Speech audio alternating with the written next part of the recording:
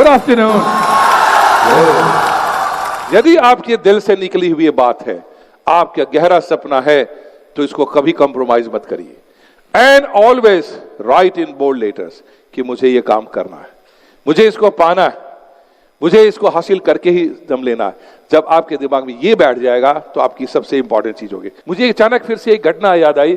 एक बार एक स्टूडेंट, बहुत सीरियस स्टूडेंट था, बड़ा पढ़ाई कर रहा था, 1 महीने पहले एग्जाम से पहले मिलने आया, रो रहा था और बड़ा फ्रस्ट्रेटेड दिख रहा था। बोला सर, मैंने क्या, क्यों आए, क्या हुआ? बोला सर मैं आपसे आखिरी बार मिलने आया हूँ। मैं घबरा गया कि आखिरी बार से क्या मतलब है तुम्हारा? तो बोला सर नहीं सर, मुझे आप गलत सोच रहे, सुसाइड नहीं करूंगा मैं, लेकिन सर मैं एक्चुअली एग्जाम छोड़ रहा हूं। मैंने कहा क्यों छोड़ रहे हो? कहते सर एक्चुअली मुझे पता चल गया कि मैं आईएएस नहीं बन सकता। मैंने कहा कैसे पता चल गया तुमको? सपना देखा, भविष्यवाणी हुई, ज्योतिषी के पास गया, कैसे पता चला कि सपना कि तुम नहीं बनोगे? बोला सर ऐसा कुछ भी नहीं है, एक्चुअली क्या है कि मेरा एक बहुत जिगरी दोस्त है, वो भी साथ में बैठ के तैयारी कर रहा है। एक दिन उसने अचानक मुझे बोला कि तुम प्री मेंस तो पास हो जाओगे, इंटरव्यू नहीं कर पाओगे क्योंकि तुम्हारी शक्ल आईएएस जैसी नहीं है। कह रहा जिस दिन से उसने ये कहा है, रोज मैं आईने के सामने जाके खड़ा होता हूं और सोच रहा होता हूं कि मेरी शक्ल तो आईएएस जैसी है ही नहीं। तो मैं तो बेकार है पढ़ना, और 1 महीना हो गया ना तो मैं ढंग से खाना खाया हूं ना सोया हूं, और रोज ये सोचता रहा तो मेरा तो होगा ही नहीं। तो अब मैं पढ़ ही नहीं सकता सर, मन ही नहीं कर रहा, तो मैं वापस जा रहा हूं। अब मैंने सोचा कि यदि मैं, अब ये चुनौती आ गई सक्सेस गुरु के पास कि मैं इसको क्या बोलूं। सोचा कि भाई नहीं, तुमको दोस्त गलत बोल रहा है, ऐसे नहीं बोलना चाहिए था, ये सब करें। मैंने कहा नहीं, मैंने ऐसा कुछ नहीं कहा। मैंने अचानक पूछा अच्छा तुम बताओ तुम बनना क्या चाहते हो? बोला सर मैं आईपीएस बनना चाहता हूं। मैंने कहा करेक्ट, तुम्हारा दोस्त बिल्कुल सही कह रहा है, तुम्हारी शक्ल आईएएस जैसी नहीं है, आईपीएस जैसी है। तुम्हारी शक्ल जो आईपीएस जैसी है, तुम्हारी जो शक्ल है वो आईपीएस जैसी है। ये जैसे ही मैंने उसको कहा, एकदम मुस्कुराने लगा, एकदम आंसू से पोंछ करके रेडी। क्या सर सच? बिल्कुल सच। अभी जाके तुम दोस्त को कहना कि तुम बिल्कुल ठीक कह रहे हो, मेरी शक्ल आईएएस जैसी नहीं आईपीएस है, बिल्कुल तुम ठीक कह रहे हो, और मिश्रा सर भी यही कह रहे हैं। बोला सर मैं ऐसा ही करूंगा, मैं जा रहा हूं।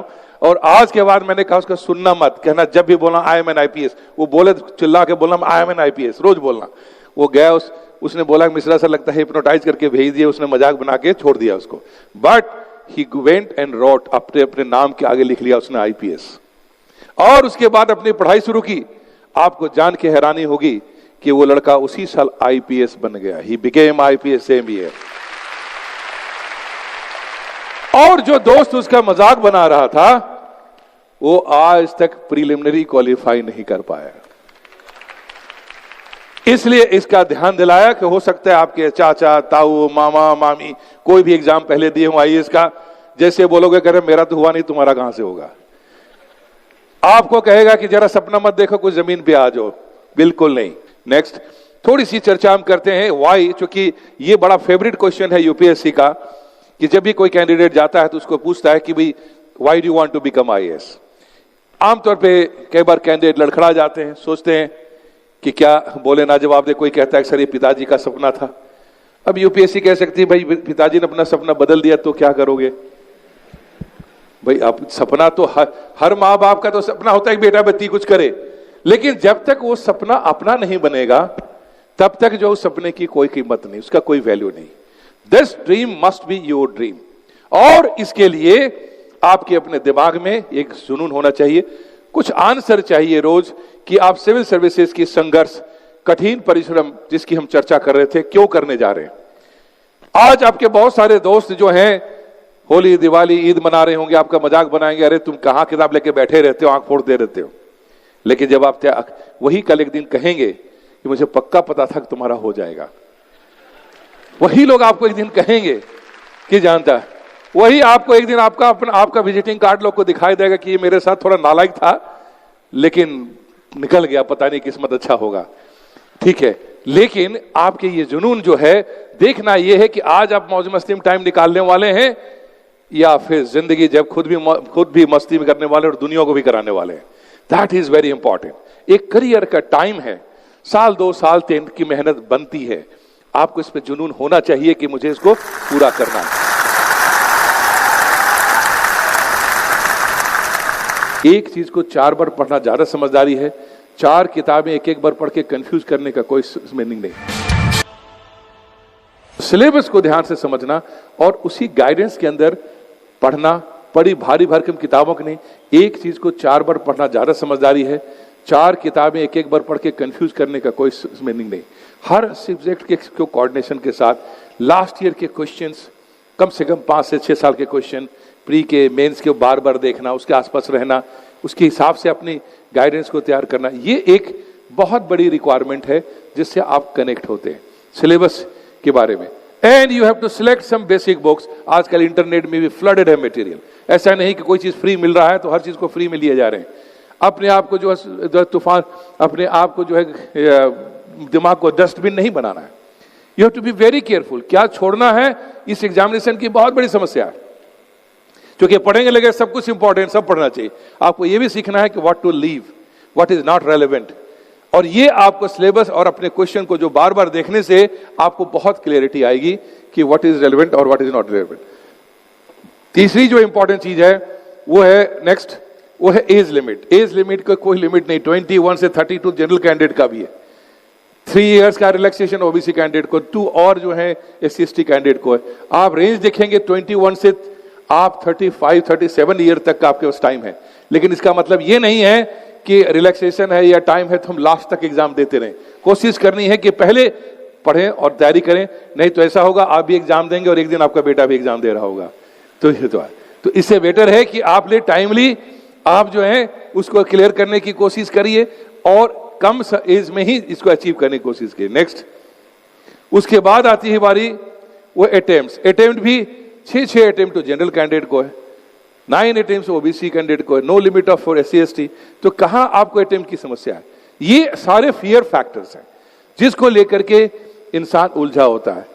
these are all are illusions and images। इस चीज को समझाने के लिए फिर भी ब्रूस ली का एक और सीन छोटा सा दिखाता हूं कि जो उसको गुरु कहता है कि there is always illusion in images behind which are enemy hides, कि अपने को छुपाता है। इमेजेस को तोड़ दो, दुश्मन सामने नजर आएगा, you can do it. Similarly अपने हर गोल के पीछे जाल लगी होती है, इमेजेस होते हैं। उस सारे जो मिथ है उसको तोड़ दीजिए, आपके सामने क्लीन नजर आने लगेगा। वो उसका कॉन्फिडेंस और ओवर कॉन्फिडेंस इस लेवल तक था कि मैं ऑटोमेटिकली मैं इस लेवल में हिट करता हूं। वो वही गलती अपने फाइट के दौरान कर रहा था, क्योंकि उसको एज ए फाइटर ही वाज ऑलवेज कॉन्फिडेंट। लेकिन लास्ट में आपने देखा उसको याद आता है, कहता है जब वो मिरर इमेजेस में कंफ्यूजन इल्यूजन में फंस जाता है, गुरु की बात याद आती है। Remember there is images and illusions behind which enemy hides. Break the images and you will break the enemy. इसको अपने लिए लगाइए, अपने एग्जाम पे लगाइए। और वो ये है कि जब भी आप कोई लक्ष्य बनाते हैं, एग्जाम देते हैं, एक बहुत बड़ी बाधा इस बात की होती है कि उस लक्ष्य से संबंधित बहुत सारे भ्रम हम पाल लेते हैं, गलत सलाह से भर जाते हैं, सलाहकारों की कोई कमी नहीं रहती और एक बहुत लंबा समय इसी में गुजर जाता है। तैयारी करने के तैयारी में मैं कई बार स्टूडेंट से पूछता हूं अगला एग्जाम कब देने वाले? बोले सर अभी तो हम जम के तैयारी कर रहे हैं। मैंने कहा जम से तुम्हारा क्या मतलब है? कोई गोंद लगा के चिपकना है? क्या है तुम्हारा इधर?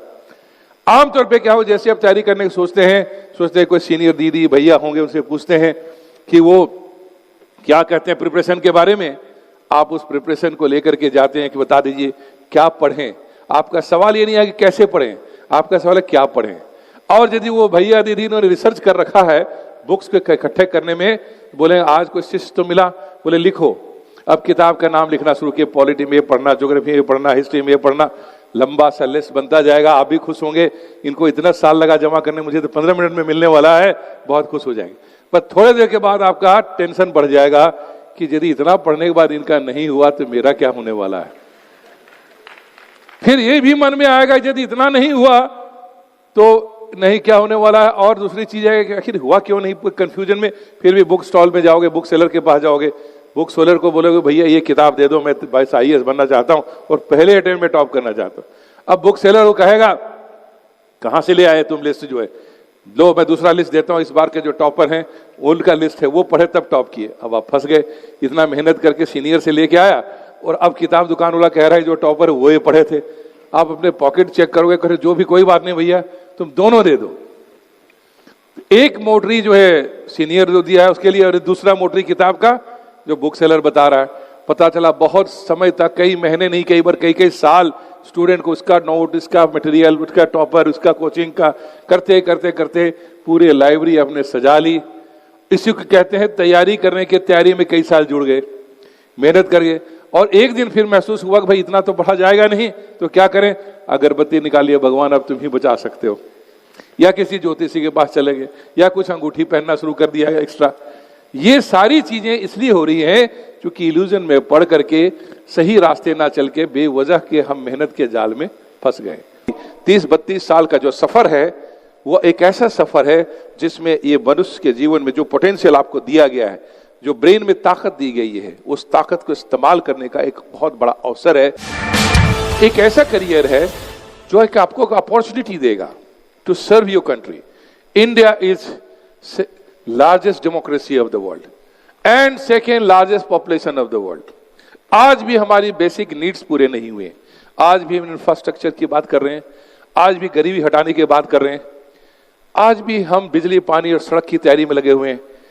ऐसी हालत में इस देश में एक भागीदारी निभाने का, डेवलपमेंट में एक स्टील पिलर बनकर करके अपनी योगदान देने का इस कंट्री का अलग ही अनुभव है, एक अलग आनंद है। आप जहां भी होंगे, जो भी कंट्रीब्यूट करेंगे, आपको रिवार्डिंग लगेगा कि मेरी एक कोशिश से यहां ऐसा हो गया, इस इलाके में ब्रिज नहीं था, डिसीजन लिया, अब इतने लोगों की लाइफ बच रही है और जिंदगी बदल रही है। सड़क नहीं थी, बन गई, लोगों के रहने के इंतजाम नहीं थे, हमने करवा दिया। आप जहां भी होंगे, लॉ एंड ऑर्डर में है, सिक्योरिटी में है, आपको एक बहुत ही रिवार्डिंग महसूस होगा। This is an opportunity. ये सिर्फ जॉब नहीं है, एक अवसर है अपने इस मनुष्य जीवन को, मानवता को पूरे पावर में रह करके, पोजीशन में रह करके पूरा करने का, सिर्फ अपने नहीं लिए, दूसरे के लोगों के लिए जीने का एक बहुत बड़ा मौका है, जिसके लिए आपके पास सरकारी सुविधाएं और पावर आपको दी जाती है। इंपॉर्टेंट चीज है, ये एक ऐसा करियर है, नेक्स्ट, जैसे आपकी जो भी पोटेंशियल है उसको मैक्सिमम यूटिलाइज करने। आप इंजीनियर हैं, डॉक्टर हैं, ग्रेजुएट हैं, पोस्ट ग्रेजुएट हैं, जो भी आप हैं, आपको अपनी पोटेंशियल का मैक्सिमम इस्तेमाल, चूंकि इसमें इतनी चुनौतियां आएंगी, इतने अवसर आएंगे और साथ साथ में अधिकार दिए जाएंगे कि राउल थ्रू योर करियर आप इवॉल्व करेंगे, ग्रो करेंगे, लगातार आपका एक स्ट्रेंथ बढ़ता चला जाएगा।